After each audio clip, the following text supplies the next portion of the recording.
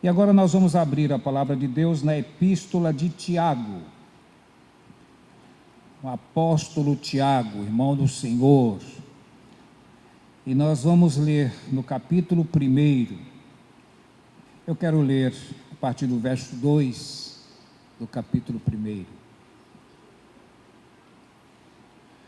Meus irmãos, considerai motivo de grande alegria o fato de passardes por várias provações, sabendo que a prova da vossa fé produz perseverança, e a perseverança deve ter ação perfeita, para que sejais aperfeiçoados e completos, sem vos faltar coisa alguma. Se algum de vós tem falta de sabedoria, peça a Deus, que a concede livremente a todos, sem criticar, e lhe será dada. Peça-a, porém, com fé, sem duvidar, pois quem duvida é semelhante à onda do mar, movida e agitada pelo vento. Tal homem não deve pensar que receberá do Senhor coisa alguma. Agora você vai lá para o capítulo 4, e nós vamos ler os 3 primeiros versículos. De onde vêm as guerras e discórdias que há entre vós? Será que não vem dos prazeres que guerreiam nos membros do vosso corpo? Cobiçais e nada conseguis, matais e invejais e não podeis obter, brigais e fazeis guerras, nada tendes, porque não pedis. Pedis e não recebeis, porque pedis de modo errado, só para gastardes em vossos prazeres. Oremos. Senhor nosso Deus, diante da tua santa e poderosa palavra, aqui estamos diante de ti.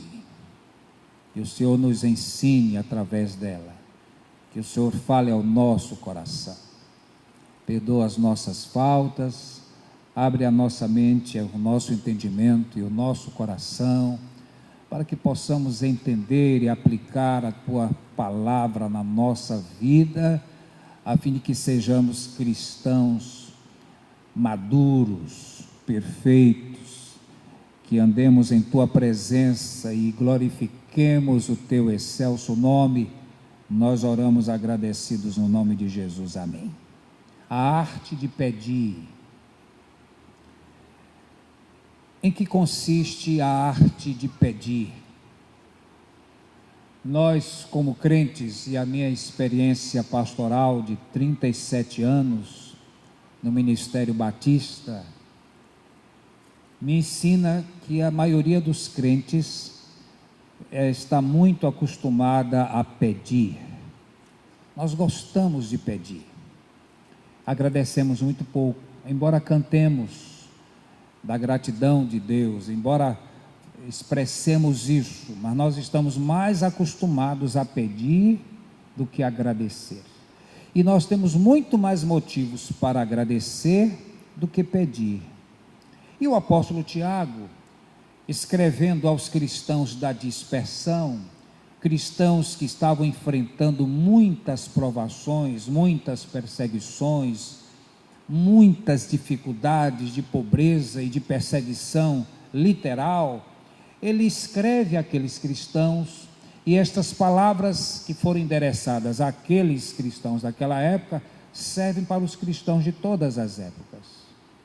E o apóstolo Tiago nos ensina a arte de pedir, já que nós vamos pedir a Deus, que peçamos pelo menos de forma adequada, conforme a palavra de Deus nos ensina. E o que é que a palavra de Deus nos ensina sobre a arte de pedir? Primeiro de tudo, nós precisamos aprender a pedir a Deus com sabedoria. E o que é sabedoria, meus irmãos? Sabedoria é escolher para os melhores fins os melhores meios. Nada daquela história de que os fins justificam os meios, mas para os melhores fins nós temos que escolher os melhores meios. Sabedoria no pedir, primeiro os melhores fins, depois os melhores meios. Por exemplo, eu quero ter comunhão com Deus, A comunhão com Deus é o melhor fim, mas como é que eu vou conseguir ter comunhão com Deus? Qual é o melhor meio de eu conseguir comunhão com Deus? A consagração das nossas vidas vem ser o nosso meio, o caminho de ter comunhão com Deus. Portanto, para os melhores fins, os melhores meios. Então, sabedoria é isso. Sabedoria também é bom senso. Sabedoria, aliás, a palavra de Deus nos ensina que nós pedimos e não recebemos, porque nós pedimos mal, para nós gastarmos nos nossos prazeres. Mas precisamos, portanto, aprender a pedir com sabedoria. E como obter sabedoria? Primeiro de tudo, pedindo a Deus. Olha só o que a Bíblia diz: você pode pedir tanta coisa e Deus não atender, mas se você pedir sabedoria a Deus, Deus vai atender, porque é isso que a Bíblia diz. Peça com sabedoria, e se alguém não tem sabedoria, peça a Deus, que a todos dá liberalmente. Não é interessante isso? Se você pedir sabedoria a Deus, Deus vai dar. Não há nenhuma medida aqui de que Deus não vai dar. Senhor, eu quero sabedoria. Deus vai dar sabedoria. Aliás, há um personagem bíblico que pediu sabedoria. Podia ter pedido riquezas, mas quando ele foi colocado no trono, ele pediu a Deus sabedoria, e Deus deu a Salomão sabedoria e riquezas. Não é interessante? Ele podia ter dito: eu quero ser o homem mais rico, o rei mais rico do mundo, mas ele pediu sabedoria. E a sabedoria de Salomão é registrada nas Escrituras. Lembram daquele episódio, quando aquelas mães chegaram diante do rei com um problemão para resolver? As duas tiveram seus bebês no mesmo tempo, e quando foram dormir, uma dormiu por cima do filho, amassou o filho, sufocou o filho, matou o filho enquanto dormia. Aí ela pegou o bebê da outra, colocou do lado, e mãe que conhece filho, né? A mãe disse: não, esse não é seu filho, esse é o meu filho. Não, esse é meu filho. Levaram à presença do rei e colocaram aquela criança diante do rei, e uma dizia: eu sou a mãe desta criança, a outra dizia: eu sou a mãe desta criança, como é que vamos resolver isso? Chegaram para Salomão resolver. Aí Salomão disse: traga uma espada, já que a gente não sabe quem é a mãe, nós vamos dividir essa criança ao meio, uma parte fica com uma, parte fica com a outra, pronto, resolve o problema. Mas aí a verdadeira mãe disse: não, se é para matar meu filho, eu prefiro que deem para outra. Aí o rei disse: essa é a mãe, entreguem o filho à verdadeira mãe. Isto é sabedoria. E quem foi que deu sabedoria a Salomão? Foi Deus. Portanto, a primeira lição é: se eu não tenho sabedoria, peça a Deus. A Bíblia diz: a mulher sábia edifica a sua casa, mas a tola com as próprias mãos destrói. Precisamos de sabedoria em todas as áreas da nossa vida. Os cristãos estavam vivendo tempos de perseguição, e o apóstolo Tiago concita-os a pedir sabedoria. Pediu o quê? Ele podia dizer aos cristãos daquela época: peçam a Deus para livrar vocês das tribulações. Aí o apóstolo Tiago, ao invés de dizer isso: meus irmãos, vocês estão sendo perseguidos, então vamos fazer o seguinte, vamos pedir a Deus para livrar vocês das provações. Tiago faz exatamente o contrário. Ele chega e diz assim: meus irmãos, tende por motivo de muita alegria passardes por várias provações. Então Tiago entendia que o sofrimento, que a perseguição, que as duras provas da vida não eram ruins em si mesmas, era um meio para se chegar a um fim melhor, porque as perseguições levam o cristão a ser mais maduro. E a palavra perfeito na Bíblia, ela tem um sentido ético. Perfeito na Bíblia significa maduro. E Tiago estava dizendo: ao invés de vocês pedirem a Deus para livrá-los do sofrimento, agradeçam a Deus o privilégio de vocês passarem por provações, porque a provação da vossa fé leva vocês à perseverança. Tão diferente de alguns pregadores de algumas igrejas hoje, né? Você passa na porta e diz assim: pare de sofrer. Ah, como isso atrai as pessoas. Eu não quero mais sofrer. Então entre nessa igreja, peça a Deus: eu não quero passar por provação. Tiago vem e diz exatamente o contrário: meus irmãos, tenho por motivo de grande alegria passardes por várias provações. E essa é a palavra de Deus para nós, porque a perseverança deve ter ação perfeita, para que sejam aperfeiçoados e completos, aperfeiçoados e maduros na nossa fé. Há um provérbio árabe que diz: o constante brilhar do sol forma o deserto. Então na vida o sol não vai brilhar sempre. Teremos momentos que as nuvens estão escuras sobre nossa cabeça. Haverá momentos que nós não estamos vendo uma luz no final do túnel. Haverá momentos que nós estamos tão deprimidos e que nós não conseguimos ver as coisas como são. Essa semana eu estava conversando com uma jovem que estava enfrentando um grave problema na vida, e ela ficou surpresa quando eu disse: olha, quando nós passamos por um momento de muita tristeza e de depressão, aí ela se assustou, ela disse: se o crente passa por depressão. Eu dei o exemplo do profeta Elias. O profeta Elias, meus irmãos, eu considero um dos maiores profetas da Bíblia, um homem extraordinário. Ele desafiou 450 profetas de Baal, ele sozinho, contra 450 profetas. E o Elias era um sujeito assim arrojado, ele chegava a zombar dos profetas. Vamos fazer o seguinte, vamos ver quem é Deus aqui, vocês edifiquem o altar, e o Deus que responder com fogo, esse é o verdadeiro Deus. E os profetas, 450, edificaram um altar a Baal, e eles passaram o dia inteiro gritando: ó Baal, atende-nos.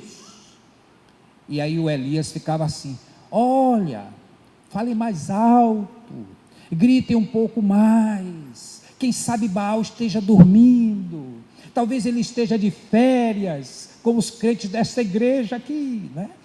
Talvez Baal esteja fazendo algum negócio, gritem mais. E a Bíblia diz que os profetas se martirizavam, e se batiam, e se cortavam, e clamavam, e nada de fogo. Aí chegou a vez de Elias, sozinho. Ele edifica o altar que estava em ruínas, coloca lá o cordeiro, o animal já morto, e coloca lenha, e depois ele faz algo inacreditável. Ele pega os baldes com água e derrama sobre o cordeiro, sobre o animal, joga água sobre a lenha, faz um rego em volta, e o rego ficou cheio d'água. Como é que você vai queimar um altar e joga água? E Elias orou ao Senhor, e Deus respondeu com fogo e queimou o altar. E aí que faz Elias? Não deixe escapar nenhum profeta desse, pode matar tudo. Nós não vamos fazer isso hoje, né, irmãos? Mas Elias mandou matar os 450 profetas, e o povo gritava: só o Senhor é Deus, só o Senhor é Deus. Aí Elias sai, ó, Deus falou.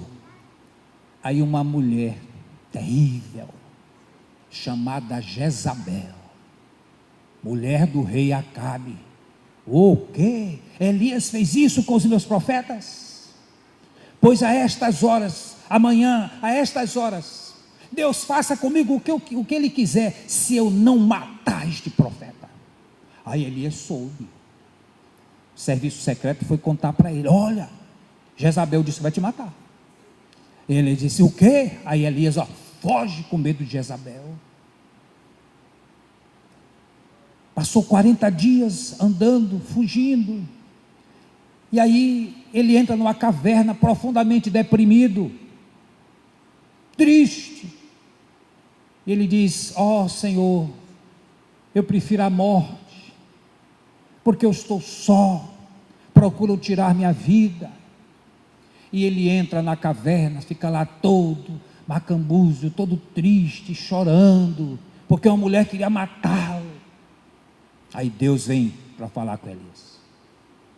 E o que eu queria dizer é que quando nós estamos no olho do furacão, quando a tristeza invade o nosso coração, quando a depressão bate, a gente perde o foco, a gente vê as coisas desfocadas, parece que uma hipermetropia espiritual. A gente não vê as coisas como deveriam ser, a gente vê as coisas grandes demais, são os gigantes. Na literatura de Miguel de Cervantes, na obra Dom Quixote de la Mancha, quando o Dom Quixote olhava para os moinhos de vento e via neles gigantes. Então, quando nós estamos no foco do problema, da provação, do sofrimento, a gente não vê as coisas de forma adequada. Então é preciso sair daquele quadro para que a gente tome decisões. O que é que Elias diz? Eu estou só. E Deus disse, tu não estás só. Há 7.000 joelhos que não se dobraram a Baal. Você não está só.